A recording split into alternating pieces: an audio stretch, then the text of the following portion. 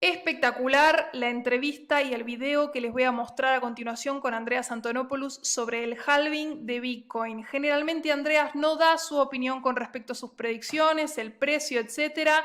Mirá con atención y quédate hasta el final porque al final él te va a explicar un tema que yo tampoco conocía y que estoy segura que vos tampoco. Siempre brindando la mayor calidad de contenido. Andreas no nos decepciona. You have covered the price topic. I would like to ask you, so on top of this, what you have just mentioned, what are your predictions or thoughts about what could happen before and after the halving? So the halving is a very interesting topic because I've now experienced, this will be my third halving, and every time what happens is a lot of excitement just before and then nothing happens. And I expect that's what's going to happen now. We're going to have a lot of articles and a lot of podcasts and a lot of conversation about what's going to happen for the halving. I think nothing much. Right now, if we look at the Bitcoin halving, I think we're going to see the most inefficient miners are going to turn off their equipment and switch off, and we're going to see a drop in hash rate. Now, that's not going to happen immediately. And the reason it's not going to happen immediately is, one, because many of them have already switched off because they already were too inefficient to mine at the current prices. So 2 or 3 weeks ago, when we had the big drop in price, a lot of the miners switched off then. I think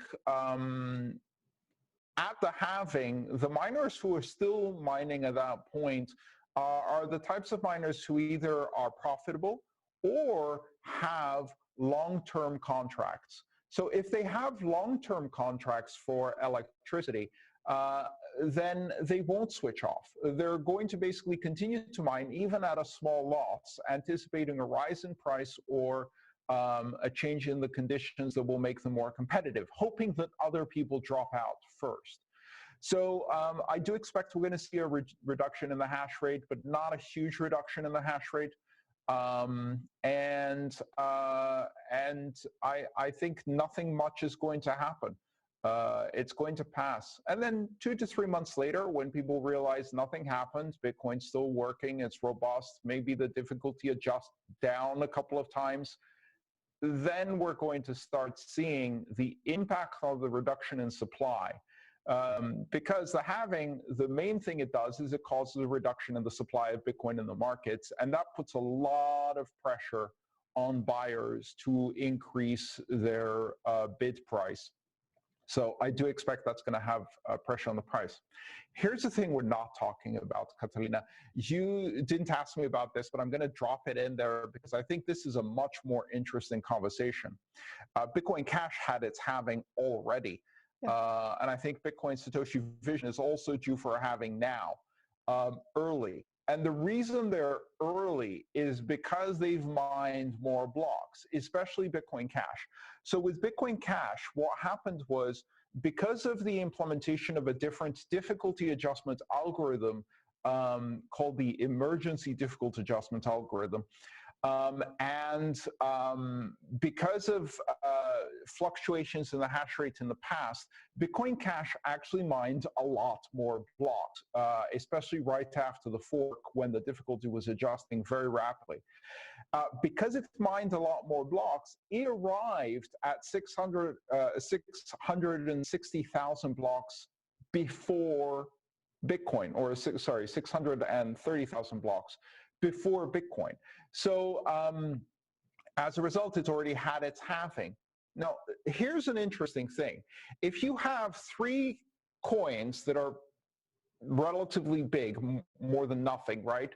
Like Bitcoin, Bitcoin Cash, and Bitcoin Satoshi Vision, and you have a halving in one of them, but not the others, then the miners who are unprofitable, because the algorithm they're using is the same as the other chains, can simply switch to the other chains that are more profitable and mine there.